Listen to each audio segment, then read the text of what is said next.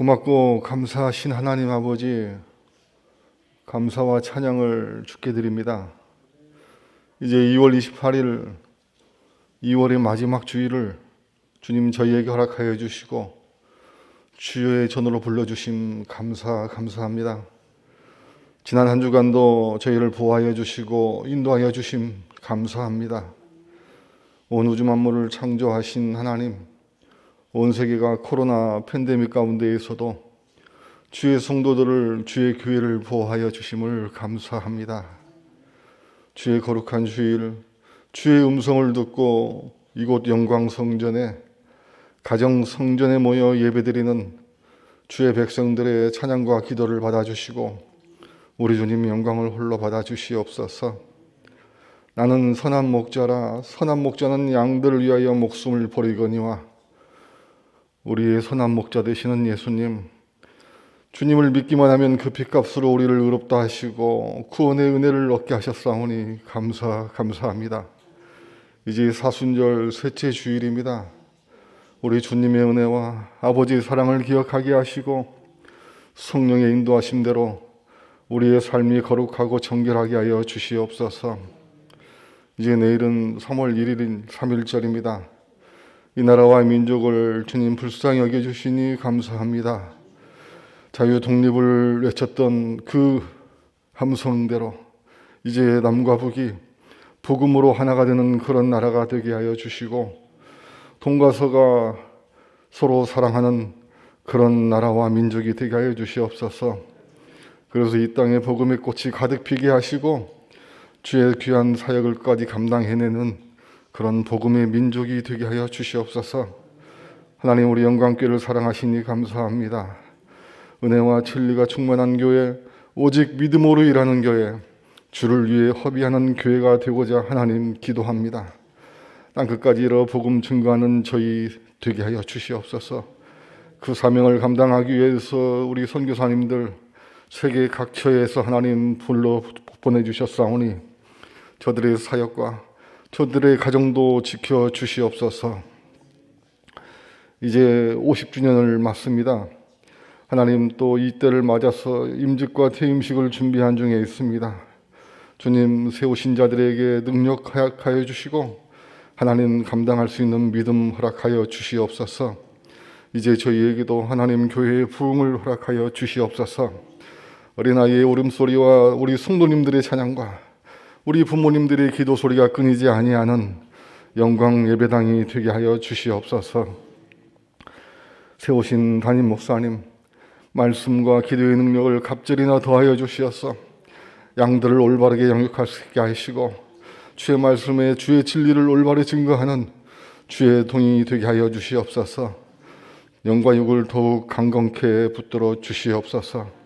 하나님, 이 시간 주의 말씀을 듣습니다. 우리 성도님들의 마음의 문을 열게 하시고 그 말씀을 인하여서 세상에 나가 살 때 우리는 우겨쌈을 당하여도 당하지 아니하고 답답한 일을 당하여도 낙심치 아니하는 영광의 성도들이 되게 하여 주시옵소서. 하나님이 함께 하시고 주의 영이 함께하는 그런 놀라운 삶을 살아가는, 담대하게 살아가는 우리 영광의 성도들이 다 되게 하여 주시옵소서. 내가 곧 길이요 진리가 되신다고 하셨사오니 생명 되시는 우리 주님만 붙들고 나가는 우리 영광의 성도들이 되게 하여 주시옵소서. 하나님, 이 시간 각지에서 드려지는 우리 주일학교의 예배와 또 하나님 각 가정에서 드려지는 각 가정의 제단, 하나님이 영광 제단을 기억하여 주시고 우리에 드려지는 기도와 찬양을 받아 주시옵소서. 우리의 선한 목자 되시는 예수님의 이름으로 간절히 기도하였습니다. 아멘.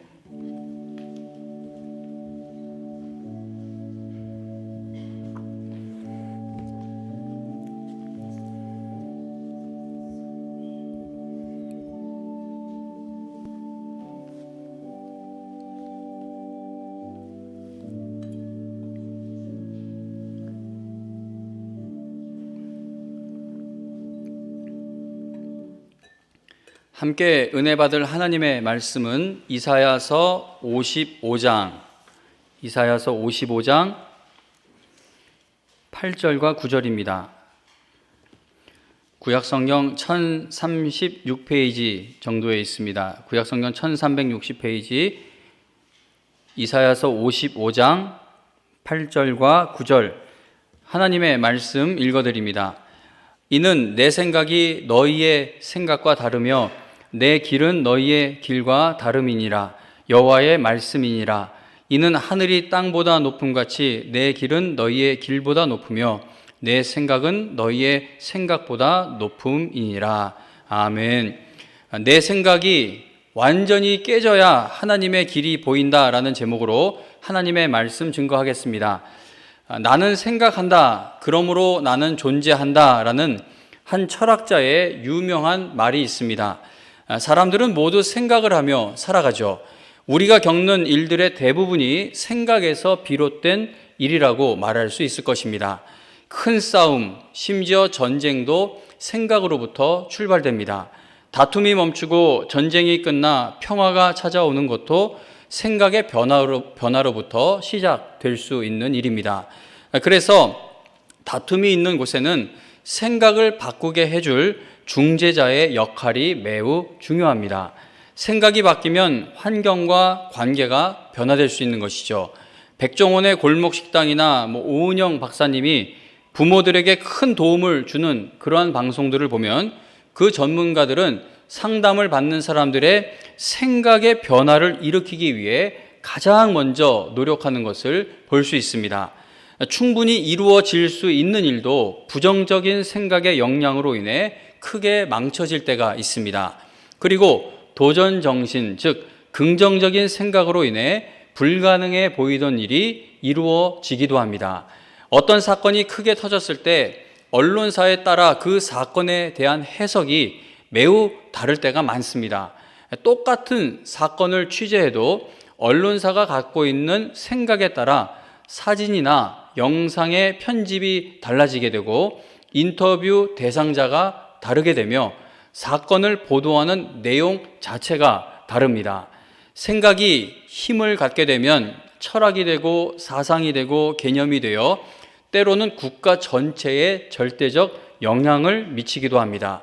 국회의원들의 활동을 보여주는 국정감사나 청문회와 같은 방송을 보면은 여야가 절대 한 마음으로 일할 수 없다는 것을 확인할 수가 있습니다. 왜냐하면 생각이 너무나도 완전히 다르기 때문이죠. 함께 일할 사람을 구할 때는 내가 전달하는 생각이 공유될 수 있는 사람을 찾게 됩니다. 실력이 아무리 좋아도 생각의 차이가 좁혀지지 않는 사람이라면 함께 일을 할 수가 없습니다. 그래서 교회에서 사역자를 청빙할 때에도 그 사역자의 신학의 노선을 확인하는 경우가 많고 신학을 확인하는 것이 매우 중요한 일입니다. 부부가 끝까지 함께 가기 위해서는 서로의 생각이 조율되어야 합니다. 목회자와 성도가 끝까지 함께 주님을 섬기며 쓰임 받기 위해서는 한 마음으로 힘을 모아야 하는데 우리가 마음이 하나 되는 것은 같은 생각을 하는 것에서부터 시작될 수 있습니다. 생각의 차이를 좁히지 못하는 두 사람이 협력하여 일하는 것은 매우 힘듭니다. 생각이 다르면 무슨 말을 해도 오해를 하게 됩니다. 다른 생각을 하는 두 사람이 한 마음이 되어 함께 한 가지 일을 이루어 가기 위해서는 한쪽의 생각이 깨져서 다른 한쪽의 생각에 조율되어야 할 것입니다. 그러나 우리가 잘 알다시피 생각을 깨트린다는 것이 내가 갖고 있는 그 생각이 깨진다는 것이 얼마나 어려운 일인지 모릅니다. 오래전에 원로 목사님이 담임 목사님이실 때 강대상 위에 마이크 줄을 마이크에 이렇게 감지 말고 그냥 여기에다가 늘어뜨리라고 매우 분명하고 강하게 수십 번도 넘게 말씀하신 적이 있습니다. 그러나 이 마이크를 준비하시는 분은 늘 마이크대에다가 그 줄을 이렇게 감아서 마이크를 준비해 놓았습니다. 아무리 담임 목사님에게 혼이 나도 소용이 없었습니다. 그래서 제가 너무 답답해서 마이크 줄이 감겨 있는 것을 볼 때마다 그 줄을 풀어서 길게 늘어뜨려 놓았던 적이 있습니다. 마이크를 준비하시는 분이 담임 목사에게 반항하기 위해 마이크 줄을 감아 놓았던 것이 절대 아닙니다. 마이크 줄을 가만 놓는 것이 더 좋다라는 그 생각이 깨지지를 않으니까 마이크를 설치할 때마다 무의식적으로 계속 가만 놓게 되었던 겁니다. 고착화된 생각은 하루아침에 생기는 것이 아니죠. 지금까지 살아오며 온갖 감정을 요동치게 만드는 일들을 체험한 삶의 경험치들이 쌓이고 쌓여 갖게 된 생각이 우리 마음에 뿌리를 내리고 굳어지게 됩니다. 오늘 읽은 본문에 보면 하나님께서 내 생각이 너희의 생각과 다르고 내 생각은 너희의 생각보다 높다라고 말씀하십니다. 하나님의 생각이 우리의 생각과 다르다면 우리가 어떻게 해야 하겠습니까? 하나님의 생각을 우리의 생각에 맞추시라고 해야 하겠습니까? 아니면 하나님께 하나님 생각이 너무 다르면 함께 갈 수가 없으니까 한 중간 지점쯤에서 합의를 봅시다. 그렇게 하나님 앞에 요구를 해야 하겠습니까? 그렇지 않습니다. 하나님의 생각에 우리의 생각을 맞추어야 합니다. 만일 우리가 하나님의 생각에 우리의 생각을 맞추지 않으면 우리는 하나님의 말씀을 계속 오해하게 될 것입니다. 그러니까 하나님의 생각으로 하나님의 말씀을 읽어야 되는데 내 생각으로 이걸 읽게 되면 하나님의 말씀을 계속 오해하게 되는 것이죠. 하나님의 말씀을 오해하게 되는 것은 하나님을 오해하게 되는 것이고, 하나님에 대해 바르게 알지 못하게 되면 하나님께 구하고 하나님께 바라는 것이 잘못된 방향으로 갈 수밖에 없게 됩니다. 우리가 하나님에 대해 오해하고 있는 것이 얼마나 많은지 모릅니다. 몇 가지만 예를 들어보겠습니다. 유튜브에서 어느 목사님의 설교를 듣는데 그분이 이런 말씀을 하십니다. 여러분, 제일 좋은 전도는 뭔지 아세요? 간증이에요. 제일 좋은 간증은 내가 하나님 믿고 병이 나았다든가, 내가 하나님 믿고 사업에 축복 받았다든가, 자녀가 잘 됐다든가, 즉 전도 대상자가, 상대방이 무엇을 원하는지를 파악해서 그 사람이 원하는 것을 간증해 주는 것이 가장 좋은 전도예요 라고 말을 하는 겁니다. 이게 아주 틀린 말은 아니겠죠. 그러나 성도님 여러분, 이러한 논리로 전도를 하다 보면, 그러니까 하나님에 대해 이렇게 인식을 하며 전도를 하다 보면 예수님 믿어서 일이 잘 풀리는 사람만 전도할 수 있게 되고, 일이 잘 풀리지 않는 사람은 전도할 수가 없게 됩니다. 내가 하나님 믿어서 큰 병이 나았어. 그래서 그 사람을 전도했어요. 근데 우리가 내일이라도 아플 수 있지 않습니까? 내일 아파버리면 어제까지 전도할 수 있었던 사람이 내일은 전도할 수 없는 사람이 되어버리는 겁니다. 즉 복음의 능력만 가지고는 한 영혼을 구원하는 일에 쓰임받기 힘든 상황이 되어버린다는 것이죠. 자, 이것은 하나님을 너무나도 크게 오해하는 것입니다. 내가 잘 되어야 하나님께 쓰임받을 수 있는 것이 아닙니다. 사도 바울이나 디모데와 같은 하나님의 신실한 종들을 한번 생각해 보시기 바랍니다. 그분들은 불신자들에게 복음을 전하며 교회를 든든히 세워가는 일에 정말 귀하게 쓰임받았던 하나님의 일꾼들이었습니다. 자, 그러나 그들은 우리가 잘 알다시피 몸이 약했죠. 바울은 자신에게 괴로움을 주는 그 증상을 가리켜 육체의 가시라고 표현했습니다.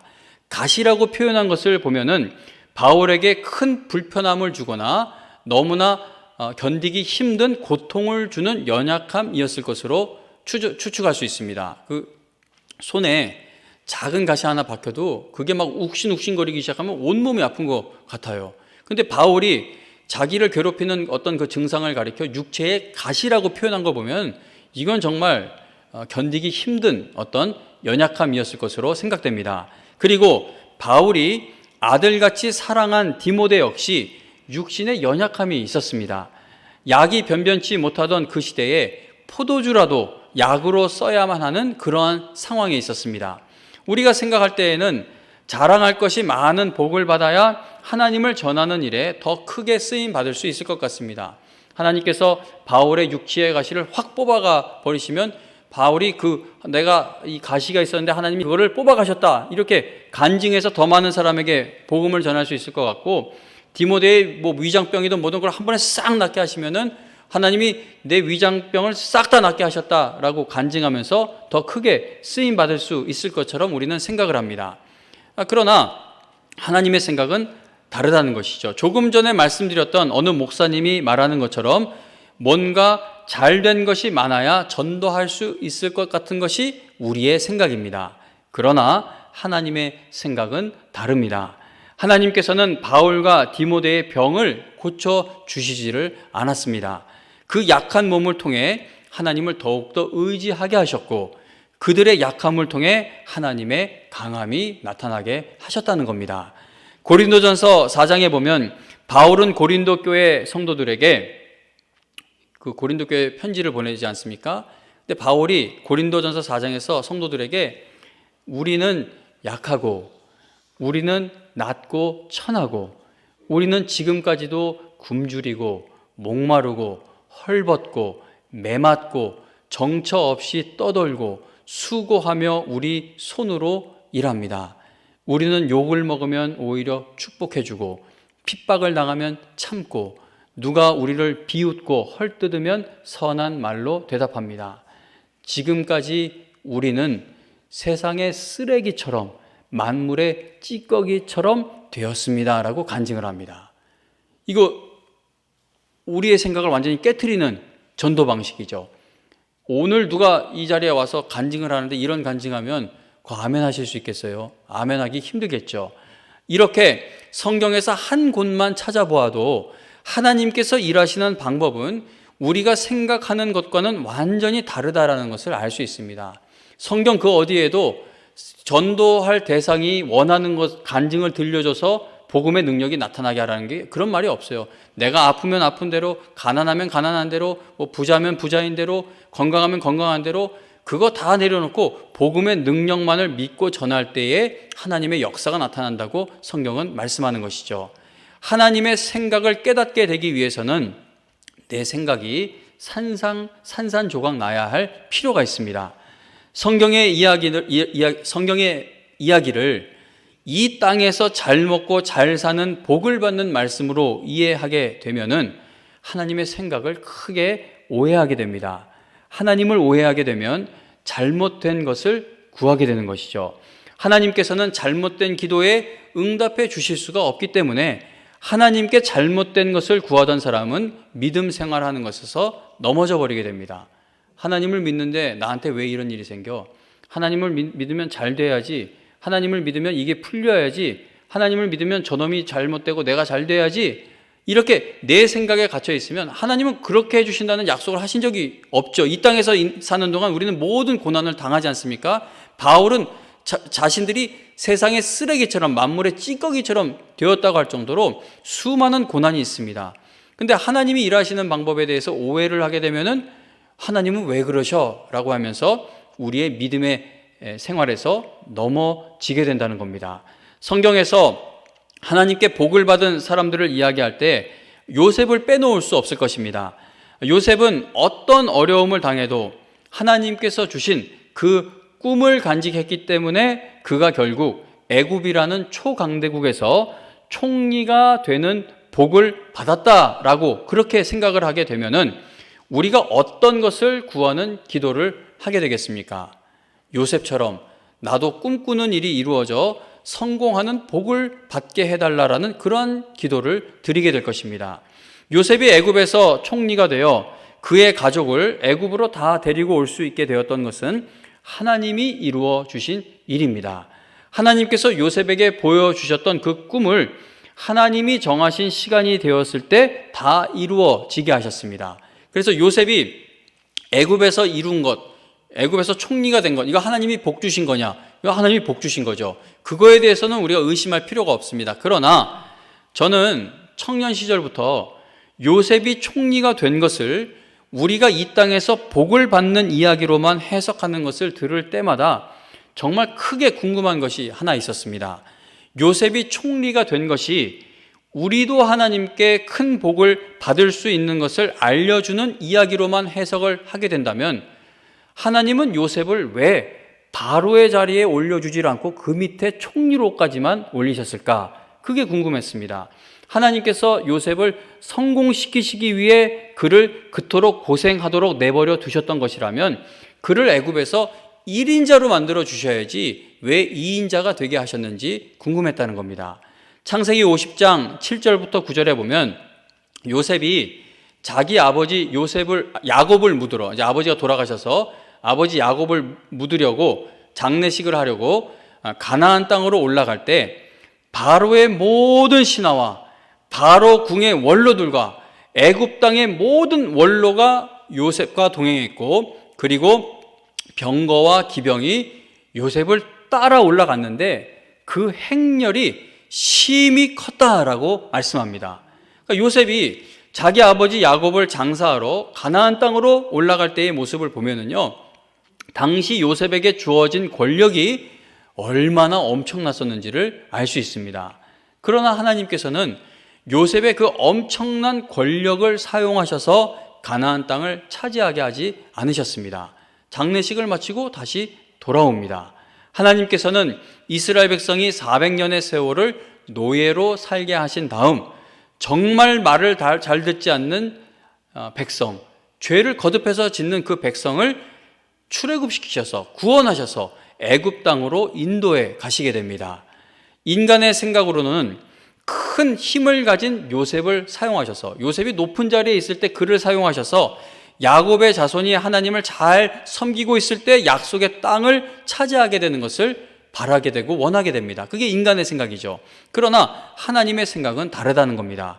하나님께서는 그 어느 누구도 이스라엘 백성을 출애굽시킬 수 없게 되었을 때, 그 백성에게 소망이 남지 않게 되었을 때 그들을 출애굽시킬 능력이 없는 모세를 보내셔서 이스라엘 백성을 구원하게 하셨습니다. 요셉의 이야기는 하나님을 잘 믿으면 이 땅에서 잘 먹고 잘 살게 된다는 것을 보여주기 위한 말씀이 아니라는 것이죠. 우리는 요셉의 이야기와 또 요셉이 죽은 후에 일어나는 그 일들을 통해 하나님의 약속은 오직 하나님께서만 이루어 주실 수 있다라는 사실을 깨닫게 됩니다. 요셉이 바로 왕이 된다 할지라도 이스라엘 백성을 출애굽시킬 수는 없습니다. 400년, 아니 800년, 아니 1000년이 지난다 할지라도 하나님께서 약속하신 것은 인간의 능력이나 인간의 지혜로 이루어지게 할 수 있는 것이 아니라는 겁니다. 하나님께서는 요셉의 이야기를 통해 하나님은 한 번 택하신 자들을 어떤 경우에도 절대 포기하시는 법이 없으시며, 하나님께서는 한 번 약속하신 것을 어떤 방해가 치고 들어와도 절대 놓치거나 포기하는 법이 없으시고 다 이루어 가신다는 사실을 우리에게 보여주고 계신 겁니다. 그래서 요셉이 되었던 다윗이 되었던 누구의 이야기가 되었던 이 성경의 이야기는요, 우리가 예수님 잘 믿으면 이 땅에서 남들이 부러워할 만한 그러한 삶으로 올라갈 수 있는 것을 이야기하는 것이 아니라 우리를 붙들고 계시는 하나님, 우리를 구원하신 하나님, 그 하나님이 주신 구원의 여정 속에 있는 우리가 어떤 복을 받은 사람들인지를 보여주기 위한 말씀이라는 겁니다. 그러므로 요셉의 이야기는 하나님을 잘 믿으면 꿈이 다 이루어져 이 땅에서 잘 될 것을 알려주는 말씀이 아닌 것이죠. 우리는 요셉의 이야기를 통해 구원의 여정이 철저히 하나님 손에 달려 있으니 하나님께서 우리에게 약속하신 것이 결국은 반드시 이루어지게 될 것을 깨닫게 된다는 겁니다. 다시 말하면 우리는 요셉의 이야기를 통해 야곱의 이야기를 통해 아브라함의 이야기를 통해 이 땅에서 얻을 것을 바라보게 되는 것이 아니라 예수님을 더욱더 바라보게 된다는 겁니다. 성경을 하나님께서 우리를 이 땅에서 잘 먹고 잘 살게 해 주실 것을 약속해 주는 말씀 정도로 해석을 하기 시작하면 정말 심각한 문제가 생기게 됩니다. 아브라함, 요셉, 야곱, 다윗, 엘리야, 바울, 베드로, 스데반 집사님, 성경에 어떤 인물이 되었던 이 모든 믿음의 인물들을 한번 생각해 보시기 바랍니다. 그들의 신앙의 고백을 한번 들어보시기 바랍니다. 그리고 복음서를 오늘이라도 펼치셔서 예수님이 우리에게 어떤 복을 약속하시는지 한번 예수님의 말씀을 직접 읽어보시기 바랍니다. 하나님께서는 우리의 생각으로 갖고 있는 그러한 복을 약속하신 적이 없으세요. 계속 예수 그리스도를 바라보게 하는 것이 성경 말씀이지 않습니까? 우리가 하나님께 자꾸 실망하거나 하나님을 계속 의심하게 되는 것은 내 생각을 깨트리고 하나님의 생각을 알아가려고 하지 않고 있기 때문입니다. 성경을 통해 하나님의 생각을 바르게 깨닫게 되면 무엇을 구하는 성도가 되어야 하고 교회가 어떤 것에 목표를 두어야 하는지를 바르게 알아갈 수 있게 됩니다. 하나님께서 성경에 약속하신 모든 말씀은 하나님의 생각대로 이루어져 가게 됩니다. 하나님의 생각은 우리의 생각과는 다른데 하나님은 그 다른 생각에서 타협하시는 분이 아닙니다. 하나님께서는 택하신 자들의 그 생각을 철저히 깨트려서 하나님의 생각을 따라올 수 있게끔 우리를 훈련시키시고 인도해 가고 계십니다. 창세기 12장에 보면은 아브라함이 여호와의 말씀을 따라 가나안 땅으로 갔을 때 그의 나이가 75세다라고 알려줍니다. 그리고 17장, 창세기 17장에 보면 아브라함이 99세가 됐을 때 여호와께서 아브라함에게 나타나셔서 그에게 아브라함이라는 새 이름을 주시며 이제 그에게 아들이 태어나게 될 것을 다시 한 번 더 약속을 해 주십니다. 아브라함이라는 이름에는 많은 나라들의 아버지라는 뜻이 있습니다. 하나님께서 아브라함에게 아브라함이라는 새 이름을 언제 주셨습니까? 아브라함이 아이를 가질 수 없는 나이가 되었을 때, 사라가 여성의 생리가 끊어져 아이를 절대 가질 수 없는 나이가 되었을 때, 즉 인간의 생각으로 뭘 시도조차 해볼 수 없는 그 생각, 인간의 생각이 다 끊어지는 그 시기가 되었을 때 하나님께서 그에게 많은 나라들의 아버지라는 뜻을 가진 새 이름을 주신 겁니다. 아브라함은 하나님께서 약속하신 것이 이루어질 날까지 자기가 생존하기 위해 애굽으로 내려가서 아내를 다른 사람에게 넘겨주는 정말 큰 잘못을 저지르기도 했습니다. 아브라함은 하나님께서 약속하신 그 아들을 얻어보려고 첩을 통해서 이스마엘을 낳기도 했습니다. 그러나 99세가 된 아브라함은 이제 더 이상 하나님께서 약속하신 것을 자기의 생각으로 이루어 보려는 그 어떠한 노력도 할 수 없게 된 겁니다. 그때 인간의 생각이 다 죽게 되었을 때, 인간의 생각을 다 버리게 되었을 때, 그때 하나님께서 아브라함을 찾아오셔서 아브라함이라는 새 이름을 주시고 그에게 이삭이 태어나게 하셨다는 겁니다. 야곱도 한번 생각해 보세요. 야곱이 언제 이스라엘이라는 새 이름을 얻게 되었습니까? 야복 강가에서 오직 하나님께만 두는 씨름을 하게 되었을 때, 이거는 내가 아무리 머리를 굴려봐도 에서 형을 만날 방법이 없구나, 나는 죽었구나, 이제는 뭐 내가 가진 재물도 내 사랑하는 가족도 내가 내 힘도 내 이 잔머리도 아무 소용이 없구나, 자기 생각으로는 절대 안 된다는 그 지점에서 하나님과 씨름하게 되었을 때 그가 깨지게 되고 하나님께서 그에게 새 이름을 주시는 것을 우리는 보게 됩니다. 성경에 어떤 인물이 되었든 보세요. 엘리야가 되었든 뭐 다윗이 되었든 보면은 항상 인간의 생각이 철저히 깨지고 하나님의 생각을 붙잡기 위해 눈을 들게 되었을 때 그때 하나님이 역사하시는 것을 우리가 본다는 겁니다. 하나님께서 약속하신 일이 이루어지려면 내 모든 생각이 다 철저히 깨져야 한다는 것이죠. 하나님께서는 우리의 생각이 깨지게 될 때까지 인내하시며 우리를 기다려 주고 계십니다. 100세에도 약속하신 아들을 낳게 하시는 하나님, 400년 이상의 노예 생활에도 출애굽이라는 구원을 이루신 하나님, 홍해를 가르시는 하나님, 여리고도 무너지게 하시는 하나님, 기드온의 300명 군사로 13만 5천의 미디안 연합군을 이기게 하시는 하나님, 예수님이 지신 십자가를 부활의 영광으로 반전시키신 하나님, 바울이 당한 온갖 험하고 악한 일들을 통해서도 복음이 온 세상 끝까지 전해지게 하신 하나님, 이러한 하나님을 만난 사람들을 보면은요, 그들은 모두 다 하나님 앞에서 자기 생각이 완전히 철저하게 깨지는 훈련을 받았다는 겁니다. 내 생각을 주장하면은요, 100세의 나이에 이삭이 나올 수가 없게 됩니다. 내 생각을 고집하면은요, 홍해 앞에서 절망밖에 남는 것이 없게 됩니다. 내 생각으로는 여리고가 절대 무너질 수가 없는 것이고, 내 생각으로는 13만 5천의 미디안 연합군과 싸울 수가 없다는 겁니다. 내 생각으로는 십자가 고난 앞에서 다 도망가 버리게 되죠. 내 생각으로는 육체의 가시가 있고 계속 극심하고 억울한 어려움 당하고 박해를 받게 되면 복음 전하는 거 그만두고 교회를 세워가는 것을 포기해야 하게 될 것입니다.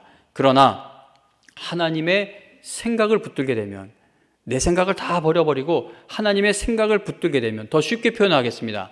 다 내 생각을 버리고 하나님의 말씀을 붙들게 되면 그 어떤 상황과 조건 속에서도 하나님께서 만들어 가시는 길이 우리 앞에 보여질 수 있다는 겁니다.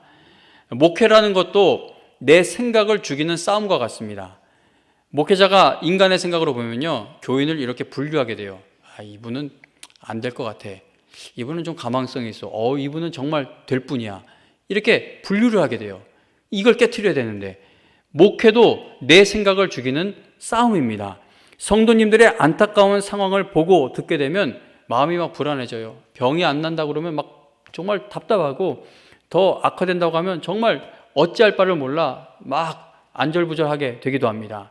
이제는 모든 길이 다 막혀 도저히 앞으로 나아갈 길이 보이지 않게 되는 성도님들의 삶을 보게 될 때면 마음이 얼마나 아픈지 모릅니다. 지난 주일에 성도님 한 분과 상담을 하게 되었는데, 이분이 그동안 아무리 어려운 일을 당해도 늘 씩씩한 모습을 보이며, 제가 걱정하면 오히려 저보고 걱정하지 말라고 하시면서 하나님께서 도와주실 것을 말씀하시던 분인데, 이번에 당한 어려움은 도저히 헤쳐나갈 방법이 없어 바늘구멍만큼이라도 희망이 보이지 않아 눈물을 보이기 시작했습니다. 제가 그 이야기를 들으면서 저도 뭐 우는 것 말고는 방법이 없어요. 정말 왜 자꾸 우냐고 하는데, 그거 마음이 하나님이 성도의 아픔과 동화되게 하시면요, 안 울고는 못 베깁니다. 여러분, 자식이 만약에 아파봐요. 안 울 수 있으세요? 남편이나 아내가 아파봐요. 부모님이 아파봐요. 울어요. 그게 하나님께서 우리의 마음을 이렇게 부드럽게 하셔서 우는 자와 함께 울게끔 은혜를 주시면요, 그게 같이 아파하며 울게 되는 것이죠. 우는 것 말고는 할 수 있는 일이 없었습니다. 목회를 하면서 성도님들의 어려운 처지를 만나게 될 때마다 내가 할 수 있는 일은 정말 아무것도 없다라는 것을 인정하며 더욱더 하나님만을 의지하게 됩니다. 그 성도님의 어려운 상황을 듣고 함께 기도하며 막 울며 함께 기도를 했어요. 그리고 집에 돌아가서도 마음이 답답하죠. 그래서 그 다음날 새벽에, 월요일 새벽에 하나님께, 하나님 아버지, 제가 하나님을 의심하는 거 아닌 거 아시죠? 그러나 저분 저렇게 어려우면 어떤 신락 같은 희망이라도 하나 남겨놓으셔야 그분이 예전처럼 다시 믿음으로 일어서실 수 있지 않겠습니까? 하나님, 이거 제가 드리는 이런 기도가 버릇없는 기도일 수도 있지만 하나님은 내 아빠 아버지이시니 내 속상한 마음 다 이렇게 토해내도 되는 거죠.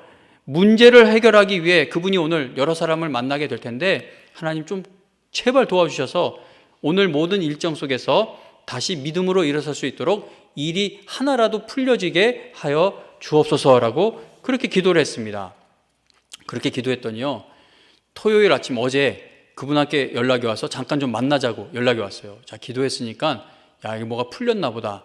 만났더니 지난 주일보다 상황이 훨씬 더 어렵게 됐다라고 이야기를 합니다. 자, 그런데 놀라운 것은 그분이 상황이 오히려 한 주 동안 더 어렵게 되었지만 오히려 예전의 그 믿음의 모습을 회복하여 저를 만나러 온 겁니다. 그리고 23년 전에 드리려고 했다가 드리지 못했던 11조라고 하면서 1,000만 원의 11조 헌금을 가지고 오신 겁니다. 자, 근데 여기서 우리가 짚고 넘어갈 것은, 그분은 11조를 드리면 혹시라도 하나님이 일을 해결해 주실까라는 마음으로 헌금을 드린 게 절대 아닙니다.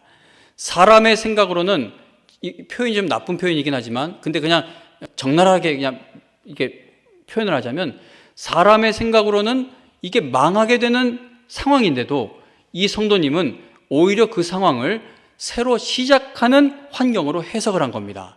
그러니까 한 주 동안 자기 자신을 자기 생각으로 망하게 되니까 이게 막 슬프다가 하나님의 생각으로 나를 보게 되면서 이게 회복이 된 겁니다. 그래서 사업을 이렇게 저렇게 정리하면서 생기게 된 그 귀한 1,000만 원을 23년 전에 이를 떠올리게 하신 하나님의 은혜에 감사하면서 11조 헌금으로 드리게 되었다는 것이죠. 저는 어떤 기도를 했다고 했습니까? 하나님께, 하나님, 상황이 나아지게 되어 그분이 다시 믿음을 회복하게 해주세요라고 기도했어요. 그러니까 제 생각을 기도한 거죠. 그러나 하나님께서는 더 어려운 현실을 그분에게 주심으로써 하나님을 다시 신뢰하는 회복의 은혜를 허락해 주셨다는 겁니다. 하나님의 생각, 하나님의 방식은 얼마나 신비로운지 모릅니다. 하나님께서 내 생각이 너희의 생각과 다르며 내 길은 너희의 길과 다름이니라. 이는 하늘이 땅보다 높음 같이 내 길은 너희의 길보다 높으며 내 생각은 너희의 생각보다 높음이니라 라고 말씀하십니다. 예전에 영광교회에 오셔서 사경회 집회 인도하셨던 김형익 목사님 설교를 최근 얼마 전에 듣다가 목사님이 어떤 분의 그 글을 인용하는 것을 제가 들었습니다. 제가 그 한 부분을 좀 요약을 해서 읽어드리겠습니다. 의심할 수 없는 하나님의 탁월한 관리 능력에, 그러니까 의심할 수가 없는 하나님의 탁월한 관리 능력에 우리의 가장 간절한 목표를 맡기고 하나님께서 하나님의 방법과 하나님의 시간 안에서 그 일을 하나님의 뜻대로 이루어 주실 것을 믿는 것이 신앙이다.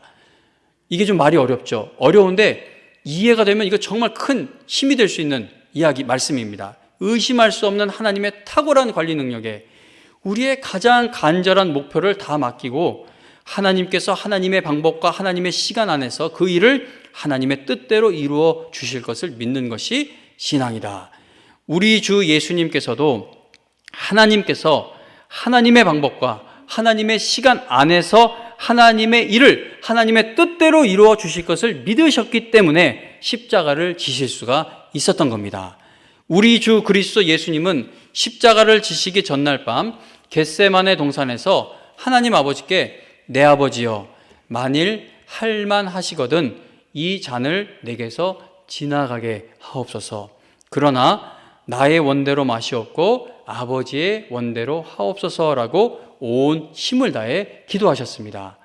예수님께서 하나님 아버지께 드린 이 기도를 오늘 설교 말씀에 좀 맞게끔 조금 해석을 좀 해보자면 예수님은 하나님께 하나님 아버지 내 생각이 아닌 아버지의 생각대로 이루어지기를 원합니다 라고 기도하신 겁니다. 히브리서 12장 2절에 보면 예수님은 자기 앞에 놓여있는 기쁨을 위해 부끄러움을 개의치 않으시고 십자가를 참으셨다라고 말씀합니다. 자, 무엇이 예수님 앞에 놓여있는 기쁨이었겠습니까? 육신을 입은 예수님 앞에 놓여있는 것은, 육신을 입은 인간의 몸으로 생각되는 앞에 놓여있는 것은 십자가밖에 보이지 않죠. 무엇이 예수님 앞에 놓여있는 기쁨이었겠습니까? 하나님 아버지의 생각이 이루어지는 것, 십자가 이후에 이루어질 것, 그것이 바로 예수님 앞에 놓여있는 기쁨이었다는 겁니다. 지난 주일에 살펴보았던 예레미야서 29장 12절에 보면은 하나님께서 우리에게 너희를 향한 나의 생각을 내가 아나니, 지금 포로로 잡혀갔어요. 희망이 보이지 않아요. 70년이나 지나야 돌아갈 수 있대요. 그러면 20대 청년이라도 돌아갈 가망이 없어요. 그러면 그들이 하나님에 대해 어떤 생각을 할까요? 신경이 복잡하겠죠. 망한 것 같겠죠. 근데 하나님이 그들에게 편지를 보내시면서 얘기하는 거예요. 내 사랑하는 백성아, 너희를 향한 생각을 내가 아나니 평안이요 재앙이 아니니라. 너희에게 미래와 희망을 주는 것이다 라고 약속을 하십니다. 성도님 여러분, 십자가의 고통을 부활의 영광으로 반전시키는 것이 하나님의 생각입니다. 그러므로 아무리 어려운 자리에 던져진다 할지라도 그 자리에서 하나님의 말씀을 펴고 묵상하고 읽으시고 외우시길 바랍니다. 아무리 큰 어려움을 당해도 어떻게 해서든 예배의 자리에 나와 하나님의 말씀을 들으시기를 바랍니다. 말씀을 통해 하나님의 생각을 바르게 알아가는 성도들에게는 하나님께서 여러분들이 가야 할 길을 반드시 하나하나 보여주실 것입니다. 어떤 일을 당해도 하나님의 생각, 즉 하나님의 말씀 앞에서 내 생각을 철저히 깨 부숴버리는 성도들이 되셔서 하나님이 보여주시는 그 복된 길을 찾아내는 복을 받게 되시기를 주님의 이름으로 축원드립니다. 찬송가 375장 375